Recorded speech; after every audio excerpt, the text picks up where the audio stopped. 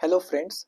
हाँ, आइए हम लोग यूपीएससी का पीटी और मेंस है ना। हम लोग पीटी और मेंस का सिलेबस देख रहे थे, डिटेल सिलेबस। सबसे पहला क्या काम करिए, यूपीएससी का जो ऑनलाइन में दिया गया है डिटेल, उन्होंने जो दिया है आपको कीवर्ड्स के साथ, कीवर्ड्स के साथ जो सिलेबस दिया है वो ऑल अबाउट यूपीएससी में जाइए, मेरे प्लेलिस्ट में अबाउट यूपीएससी आपको वहां पे मिल जाएगा। ठीक है गाइस, आइए हम लोग क्या करेंगे, इसका पार्ट वन है, जाइए स्वतंत्र भारत, वो है आपका मॉडर्न इंडिया है ना। मॉडर्न इंडिया है आपका, और ये क्या है, इंडिया आफ्टर इंडिपेंडेंस है ना, कि स्वतंत्रता के बाद का भारत। ये दो पार्ट में होता है, पढ़ना पड़ता है।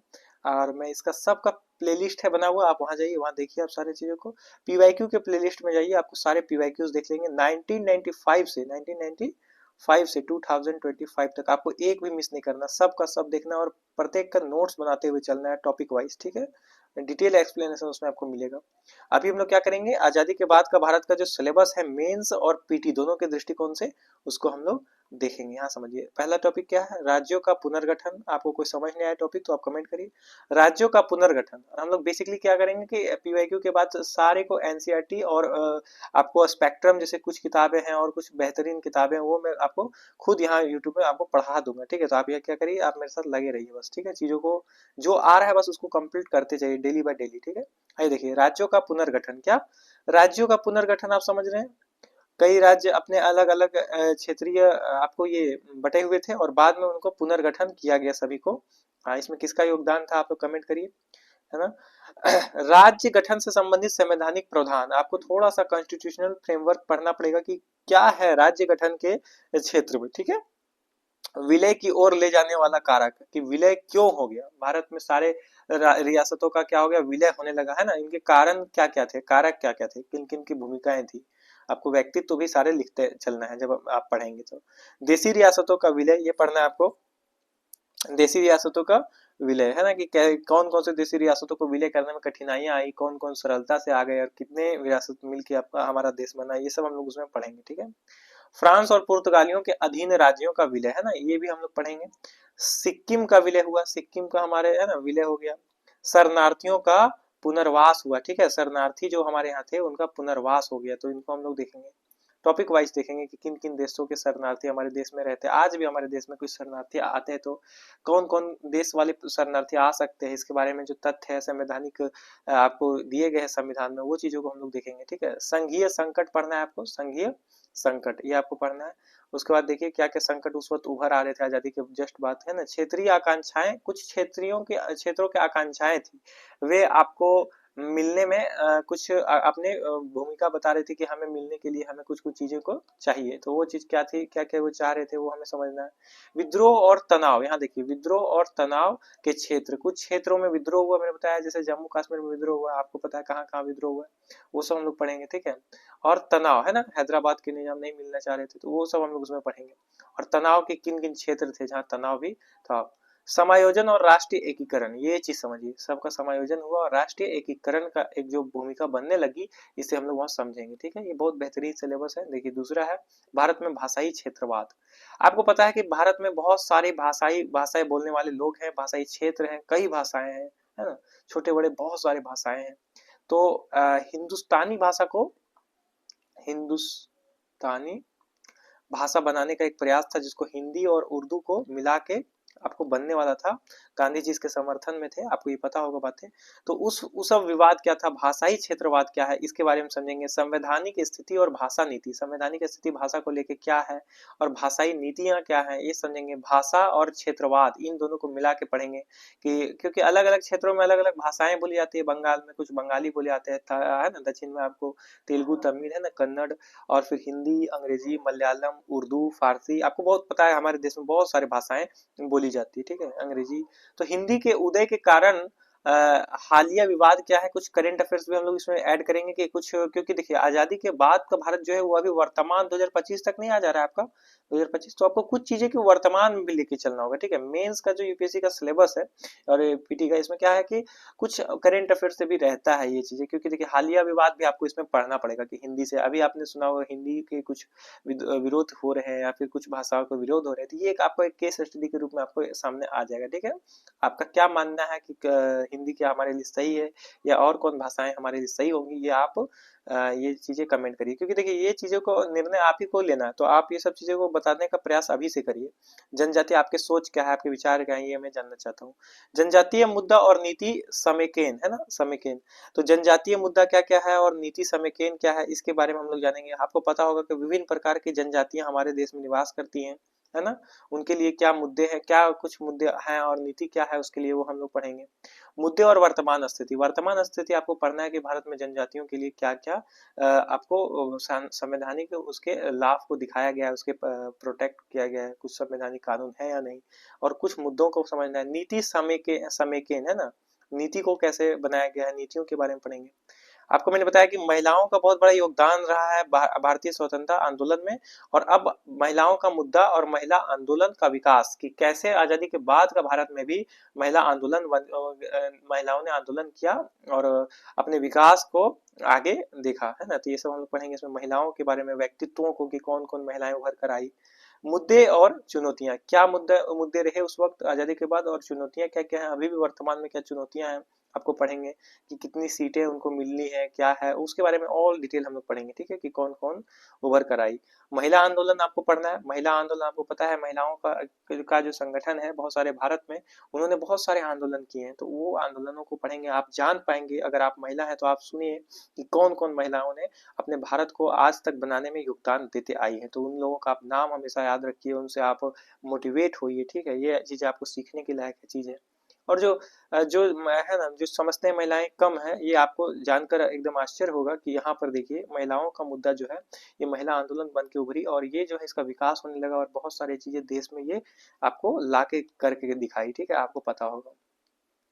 आपको पता है देखिए सरकार की नीतियां क्या है महिलाओं को लेके, ठीक है, और फिर प्रतिक्रियाएं क्या है, और कानूनों कानूनों को आप समझेंगे कि क्या क्या कानून ऐसे महिलाओं के संदर्भ में है, ठीक है। सरकारी योजनाएं, टू द पॉइंट आपको क्या करना है, टू द पॉइंट सरकारी योजनाएं महिलाओं से रिलेटेड आपको क्या करना है, गूगल करना है। गूगल करिए आप जाके, और क्या करिए आप गूगल में जाके सर्च करिए और बोलिए कि महिलाओं के योजनाएं, महिलाओं से संबंधित भारतीय योजनाएं, सरकारी योजनाएं, तो सारी योजनाएं आप लिखिए, ठीक है, नहीं तो वेट करिए क्लासेस का, ठीक है। ये चीजें आपको करना है। आगे देखिए, जाति और सामाजिक समेकन की समस्या। कुछ जाति, देखिए भारत में विभिन्न प्रकार की जातियां निवास करती है, ठीक है, बहुत सारी जातियां हैं। जातिगत चुनाव, जातिगत जो जनगणना होती है, आपको पता होने वाला है, तो जातिगत जनगणना होने वाली, ये क्या सही चीजें हैं या गलत है जातिगत जनगणना, आप बताइए। क्योंकि भारत में जो सैनिक है, सैनिक यानी कि आर्मी, आर्मी में रेजिमेंट होते हैं कि सिख रेजिमेंट और ये है ना, ये रेजिमेंट, राजपूत रेजिमेंट, जो भी है आपको पता होगा सारे रेजिमेंट, बट उसमें ना अनेक अनेक जातियां मिलके और अनेक अनेक धर्मों के लोग भी उसमें हैं। जैसे सिख रेजिमेंट में सिर्फ सिख हो ऐसा कोई जरूरी नहीं है, ठीक है, वहाँ कई हिंदू मुसलमान लोग भी काम करते हैं। पर जैसे कि जाति समय के जैसे कि आपको क्या लगता है कि जातीय जनगणना होनी चाहिए कि नहीं, इससे पहले जो जातीय जनगणना हुई उसमें लोगों ने क्या किया, कहा कि हम भारतीय हैं, हम ये हैं, वो जातीय जनगणना के विरोध में कहीं ना कहीं प्रदर्शित करके दिखाए खुद को। पर जातीय जनगणना होनी चाहिए कि नहीं, हाँ, जैसे आर्मी में मैं ये बोल रहा था कि आर्मी में अभी तक कोई भी जातीय जनगणना नहीं होती है, क्योंकि वहां पे वो आर्मी है, ठीक है, उनपे कोई भी जातीय आपको लिस्ट नहीं मिलेगा कि इतने जाति के ये है, इतने जाति के, ठीक है, आपको ये पता, आरक्षण है बट ये चीजें नहीं है। और दूसरी चीज की कोई लिस्ट नहीं है। और भारत में जो जनगणना होती है, जातिगत जनगणना, वो क्या सही है या गलत, आप इसके बारे में क्या सोचते हैं, कमेंट करिए। भारत में जातीय प्रथाएं क्या है, कैसे बुरी है और कितनी अच्छी है, इसके बारे में हम लोग समझेंगे, कब से आई जा रही है। अंबेडकर आंदोलन को आप समझेंगे, अंबेडकर ने बहुत बड़ी भूमिका निभाई है महिलाओं के परिप्रेक्ष्य में, और आपको जो जिन्हें निम्न जाति, तथाकथित निम्न जाति समझी जाती है, उनके बारे में, ठीक है, ये अंबेडकर आंदोलन, तो आपको ये समझना है। संवैधानिक प्रावधान, है ना, संवैधानिक प्रावधान क्या है कि कैसे उनको प्रोटेक्ट किया जाएगा, है ना, कि जातीय आप करते हैं विभेद, तो आप छुआछूत को मानते हैं, तो आपको वहाँ पे कुछ दंड के प्रावधान है कि नहीं, आपको ये चीजें आपको ये पढ़नी है, ठीक है, समझ रहे हैं गाइस। आइए चलिए आगे। अनुसूचित जातियों के उद्धार के, है ना, अनुसूचित जातियों के उद्धार के लिए हाल में सरकार की पहल। तो संवैधानिक प्रावधान पढ़ना है और अनुसूचित जाति के उद्धार के लिए आपको क्या क्या सरकारी पहल किए गए हैं ये आपको लिस्ट बना लेना है। क्या करना है, ये चीजें आपको खुद भी करनी है, ठीक है। ये आपको क्या करना है, लिस्ट बनाते चलना है आपको, ये चीज कुछ सर्च करने का आप ये हैबिट डालिए, ठीक है, कि क्या क्या किए गए। और हाथ से मैला उठाने की समस्या, ये आपको पता होगा कि ऐसा बहुत सारे मान्यताएं हैं, इसके बारे में हम लोग डिटेल से पढ़ेंगे। हाथ से मैला उठाने की जो समस्या है इसके बारे में समझेंगे कि हाथ से मैला एक ही जाति उठा सकती है, ऐसा हमारे देश में काफी समय से लंबे समय तक रहा, ठीक है। कोई मृतक हुआ या कोई पशु मर गया तो उसे उठाने का एक अलग जाति को वो दिया जाता है। आप पता है ये कैसी कैसी चीजें हमारे देश में शुरू से रही, कुछ चीजें जो बुराइयों का भी हमें ध्यान से पढ़ना है और उसके बारे में संवैधानिक अधिकार पढ़ना है कि हमें कैसे उनको प्रोटेक्ट करना है, ठीक है। आप समझ रहे हैं फ्रेंड्स, आगे चलिए। ये कितनी ही है ना हमारे धर्म में कुछ चीजें कुप्रथाएं के रूप में हमारे सामने हैं, उन्हें हमें दूर करना है। सांप्रदायिकता और सामाजिक समकेन, है ना, सांप्रदायिकता कैसे बढ़ गया, सामाजिक समकेन क्या है, इसके बारे में हम लोग पढ़ेंगे। जैसे कि धर्मनिरपेक्षता, आपको पता है धर्मनिरपेक्षता, धर्मों को आप स्वतंत्र रूप से चुन सकते हैं, इनफैक्ट आप नास्तिक होने का भी चुन सकते हैं, ठीक है, तो आपको ये पता होगा। भारत में सांप्रदायिकता के कारण इतने धर्म के लोग हैं, इतने सांप्रदायिक मतभेद हैं, तो इस कारण से क्या है कि सांप्रदायिकता के कारण आपको पढ़ना है कि भारत में क्या कारण है, आज तक क्या क्या महत्वपूर्ण घटनाएं घटी, सांप्रदायिकता और सामाजिक समेकन के परिणाम, तो सांप्रदायिकता के क्या आज परिणाम उभर कर आते हैं, तो ये चीजें हम लोग पढ़ेंगे। देखिए भाषाई अल्पसंख्यकों की समस्याएं, तो कुछ भाषा ऐसे हैं जो भाषा बोलते हैं, वे क्षेत्र के कुछ लोग ऐसे हैं जिनकी भाषा बहुत ही अल्पसंख्यक है, वे, ठीक है, वे आप कम जनसंख्या है उनकी, ठीक है, अल्पसंख्यक भाषा के बोलने वाले लोग। तो उसके लिए क्या करनी होगी, उसकी क्या समस्याओं को कैसे हम दूर करेंगे, परिचालन अक्षमता, है ना, परिचालन अक्षमता को समझेंगे, सरकार की क्या क्या पहले हैं वे हम लोग समझेंगे, ठीक है। आपको सरकार की पहले को समझ रहे हैं सब। आजादी के बाद आर्थिक विकास का अवलोकन, आप समझ रहे हैं, अवलोकन। तो आजादी तो हो गई, आजादी मिल गई, आजादी के बाद क्या हुआ था आपको पता है, आर्थिक संकट आने लगा था, तो आर्थिक विकास को कैसे हम लोग सुनिश्चित किए ये हम लोग उसमें पढ़ते हैं। भारत में योजना, ठीक है, भारत में क्या योजनाएं थी आर्थिक दृष्टिकोण से आजादी के बाद, ये हम लोग उसमें समझेंगे, ठीक है फ्रेंड्स। आइए कृषि, क्या कृषि, है ना, एग्रीकल्चर, एग्रीकल्चर बहुत इंपॉर्टेंट हो गया था ना, आपको पता होगा कि हमारे प्रधानमंत्री उस वक्त के तत्कालीन प्रधानमंत्री ने किसानों को, कृषकों समुदाय को बहुत सारा बोला, रिक्वेस्ट किया कि आप कृषि को करिए, क्योंकि हमारे यहाँ भोजन की ये हो गई थी, चुनौती हो गई थी, ठीक है, आपको पता होगा। वो सब हम लोग पढ़ेंगे डिटेल, उन हिस्ट्री को जाके वहां समझेंगे, उससे कैसे प्रश्न आते हैं ये समझेंगे। उद्योग को पढ़ेंगे, सेवा क्षेत्र पढ़ेंगे, उद्योग आपको पता है, एक मिनट फ्रेंड्स, उद्योग पढ़ेंगे, सेवा, हाँ, उद्योग को पढ़ेंगे फ्रेंड्स, उसके बाद सेवा क्षेत्र क्या है उनको पढ़ेंगे, आप इकोनॉमी में ये सब पढ़ते होंगे, ठीक है। सेवा क्षेत्र जो सेवा करते हुए उद्योग, आपको पता है फैक्ट्रीज वगैरह।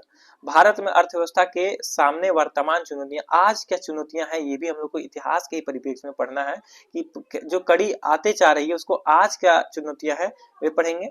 कृषि पढ़ेंगे कि कृषि कैसी पद्धतियां हैं, एक खेत में एक मिनट फ्रेंड्स, एक, तो कृषि समझिए आप लोग, हम लोग कृषि को समझेंगे, कृषि की क्या पद्धतियां हैं, है ना, कृषि में कैसे हमारे एक जमीन में एक टाइम पे एक ही खेती होती है या उसे कैसे डिवाइड कर सकते हैं, अनेक अनेक खेतियों का कैसा प्रावधान है, बीजों का क्या प्रयोग हो रहा है, ये सब हम लोग पढ़ेंगे, इसमें भी पढ़ेंगे और इकोनॉमी में पढ़ेंगे, ठीक है। कुछ चीजें यहाँ समझेंगे इतिहास के परिप्रेक्ष्य में कि कैसे उस समय आजादी के बाद से लेकर अभी तक कैसे कृषि पद्धति हमारे देश में रही है। पंचवर्षीय योजनाओं के माध्यम से यात्रा, है ना, तो आपको ये समझना है कि पंचवर्षीय योजनाओं का क्या महत्व है, किन किन मुद्दों में उनको शामिल किया गया। भूमि सुधार पढ़ना, ये हमेशा बदल जाता है, ये बदलने वाला टॉपिक है गाइस, इसको आपको पढ़ना है 2025 लेटेस्ट में आपको समझना है। हरित क्रांति समझना, हरित क्रांति के बाद कृषि मुद्दे, तो हरित क्रांति पढ़ना है, हरित क्रांति के जनक उनका नाम लिखिए आप लोग, ठीक है, और सबसे पहले कहाँ हरित क्रांति घटित हुई ये आप लिखिए, कमेंट करिए। बाद के कृषि मुद्दे भी हम लोग समझेंगे कि हरित क्रांति के बाद कैसे कृषि आंदोलन हम लोग समझेंगे, ठीक है। आपको ये चीजें हम लोग पढ़ेंगे, कृषि आंदोलन में क्या क्या भूमिकाएं थी। स्वतंत्रता के बाद कृषि में उपलब्धियां, आप समझ रहे हैं फ्रेंड्स, स्वतंत्रता के बाद कृषि में हम लोग को कैसे उपलब्धि मिला और कैसे हम लोग भुखमरी से बचे, है ना, भुखमरी से कैसे हम लोग बचे, उनमें क्या किन किन किसानों का योगदान था, ये सब हम लोग पढ़ेंगे, है ना। हाल की चुनौतियां क्या है कृषि को लेके, आपको पता होगा कि भारत में छोटे छोटे जमीन बहुत सारे हैं, आप एग्रीकल्चर में पढ़ते हैं, इसमें इकोनॉमी में छोटे छोटे जमीन है और बहुत सारे ये भूमिहीन मजदूर है ना, भूमिहीन मजदूर है। भूमिहीन मजदूर हैं तो उनको उनकी क्या चुनौतियां, ये हम लोग पढ़ेंगे। उद्योग को अलग से हम लोग पढ़ेंगे, उद्योग के बारे में देखिए, कृषि हमने पढ़ा, उस तरह उद्योग पढ़ेंगे। तो स्वतंत्रता के बाद औद्योगिक विकास पढ़ेंगे कि कैसे स्वतंत्रता के बाद औद्योगिक विकास हुआ, कैसे कड़ी बनी है ना, किन किन क्षेत्रों में औद्योगिक विकास हो रहे हैं, किसमें और होना बाकी है, कितने फैक्ट्रीज आए है ना, किन फैक्ट्रीज का क्या योगदान है, ये सब हम लोग पीटी और मेंस के लिहाज से पढ़ेंगे। स्वतंत्रता के बाद सार्वजनिक क्षेत्रक है ना, स्वतंत्रता के बाद, ऐसे ही मैं प्लेलिस्ट लाता रहूंगा, आप उसको देखते रहिए तो आपको सारी चीजें क्लियर होती जाएगी। यूपीएससी के पॉइंट ऑफ व्यू से पढ़िए, ठीक है। स्वतंत्रता के बाद सार्वजनिक क्षेत्र का आपको पढ़ना है, निजी क्षेत्र भी पढ़ना है और सार्वजनिक क्षेत्र भी पढ़ना है आपको। यहाँ ध्यान दीजिए, सार्वजनिक क्षेत्र पढ़ना है आपको कि वे क्षेत्र जो सभी के लिए है उनको सार्वजनिक क्षेत्र कहते हैं। इसका बेसिक है जो सरकार द्वारा दिया जाता है, आपको ये पढ़ना है। क्षेत्रकवार विकास है ना, क्षेत्रकवार विकास मतलब कुछ क्षेत्रों में जो विकास हुए वो सब हमको पढ़ना है, कौन कौन से क्षेत्रों में विकास हुए, आपको कौन सा उद्योग को लेके, ठीक है, कि उद्योग के किन किन क्षेत्रों में आपका विकास हो रहा था, ये पढ़ना है।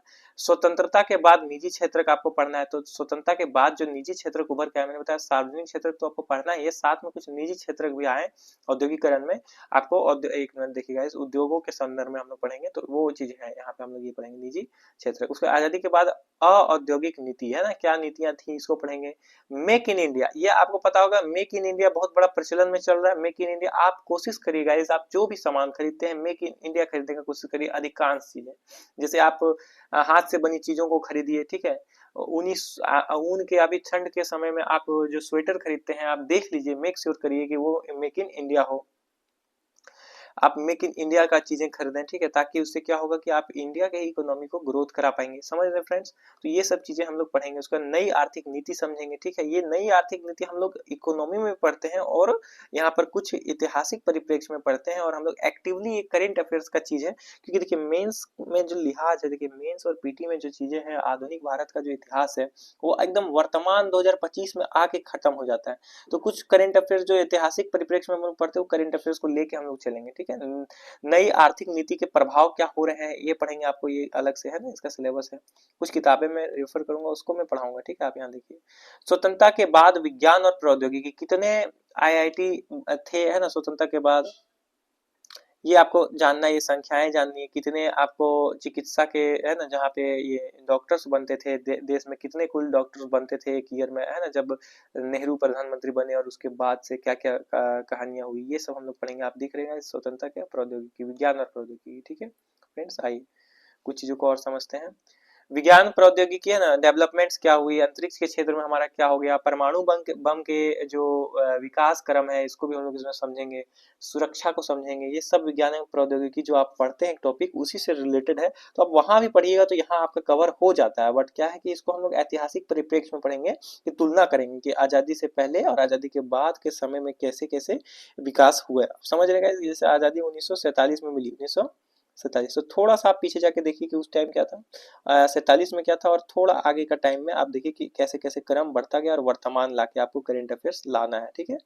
तो ये टॉपिक्स हैं, समझ रहे फ्रेंड्स। आगे देखिए, विज्ञान प्रौद्योगिकी में क्या क्या पढ़ना है। विज्ञान और प्रौद्योगिकी विकास के लिए संस्थागत ढांचा, मैंने बताया ना, जो जो संस्थागत ढांचा बने गए, जितने फ्रेमवर्क थे, जैसे कि आईआईटी बने है ना, आईआईटी, ठीक है, आईआईटी स्थापित हुए, दिल्ली में कुछ आपको स्थापित हुए ढांचा है ना, कितने विश्वविद्यालय बने जो आपको विज्ञान और प्रौद्योगिकी के संदर्भ में थे, इसको हम लोग समझेंगे, ठीक है।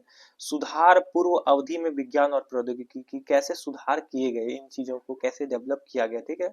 हम बहुत पीछे हो चुके थे क्योंकि हमारा बहुत सारा संपत्ति यहाँ से जा चुका था, है ना, लेकिन भारत में विज्ञान और प्रौद्योगिकी पर आर्थिक सुधार का प्रभाव, विज्ञान एवं प्रौद्योगिकी में नई नीतिगत पहल है ना, ये सब हम लोग पढ़ेंगे यहाँ, समझ रहे फ्रेंड्स। तो क्या नई नीतिगत पहलें लाई गई है ना भारत की सरकार के द्वारा उस वक्त आजादी के बाद, तो ये हम लोग पढ़ेंगे। तो ये सब चीजें करंट अफेयर्स के लायक जैसा है, ये आप समझ सकते हैं। आपको पता होगा, मैं फिर से बता दूं कि ये जो है सिलेबस मेंस में, ये आपको एकदम वर्तमान तक ऐसे कुछ सिलेबस में लिखा हुआ है, तो आपको क्या है कि वो आपको पढ़ना पड़ेगा। ये देखिए, कौशल प्रशिक्षण का एजेंडा क्या था, कौशल को कैसे आप डेवलप करें, है ना, खुद के अंदर बोलते हैं ना, काबिल बने, काबिलियत खुद आपको याद है, तो वही से ये चीजें, कौशल प्रशिक्षण का एजेंडा, कि कैसे आपको आपके अंदर कौशल लाया जाए। आज जो आप यूजी में पढ़ते हैं या पीजी में पढ़ते हैं, आपको जो लाया गया है ये चीजें, अभी जो नए नए सब्जेक्ट आए हैं, ये जो अब शिक्षा प्रणाली लाई गई है, इसमें आपको कौशल प्रशिक्षण पर बल दिया गया। आपने देखा होगा, ये भारत सरकार की पहले है, आप इसको जानिए, एनईपी है ना, एनईपी आपने पढ़ा होगा है ना, एनईपी, ये लाया गया है, नई न्यू एजुकेशन पॉलिसी बोलते हैं, एनईपी, एनईपी, आपकी न्यू एजुकेशन पॉलिसी है ना, नई शिक्षा नीति। तो इसको इसमें आपको कौशल पे जोर दिया गया, ठीक है। अच्छे अच्छे यूनिवर्सिटियों में आपको अच्छे से वो पढ़ाई जाते हैं, ठीक है। कुछ यूनिवर्सिटियों में आज भी कुछ दिक्कत होते हैं, आपको उसको समझना है ना, इसीलिए तो आप काम कर रहे हैं ना, पढ़ रहे, ताकि आप ये सब सुधार पाए, विकास कर पाए, है ना गाइस। Thank you guys. देखिए हम लोग एंशियंट इंडिया का सिलेबस समझ गए, एंशियंट इंडिया प्राचीन भारत का समझ गए, मेडिवल भारत का समझ गए, एंशियंट इंडिया का सिलेबस हो गया, एंशियंट इंडिया का आप पीवाईक्यू सारा देख लीजिए जाके प्लेलिस्ट में, कंप्लीट हो गया, ठीक है। मेडिवल इंडिया का सिलेबस हो गया, पीवाईक्यू चल ही रहा है, आप देखिए जाके उसको, ठीक है, प्लेलिस्ट में। मॉडर्न इंडिया का सिलेबस हो गया कंप्लीट, दोनों पार्ट है ना, और इसके बाद इसका भी पीवाईक्यू हो जाएगा। तो ये सारी चीज हो जाएंगे, उसके बाद आप क्या करिएगा, साथ साथ में आप क्या करिए, कुछ बुक्स, जैसे कि मैंने मॉडर्न इंडिया के लिए क्या बुक पढ़ा रहा हूँ मैं अभी, स्पेक्ट्रम पढ़ा रहा हूँ, तो उसको जाके देखिए, उसका प्लेलिस्ट देखिए, किस पॉइंट ऑफ व्यू से, यूपीएससी पॉइंट ऑफ व्यू से, ठीक है। तो उसको आप जाके देखिए, सारे वीडियोस आप देखिए, है ना, और उसके साथ आप क्या करिए, एनसीईआरटी के प्रैक्टिस करिए साथ में, है ना, जो चीज मैं करवा रहा हूँ। आप बस लगे रहिए, आप हो जाएगा सिलेक्शन, ठीक है गाइस।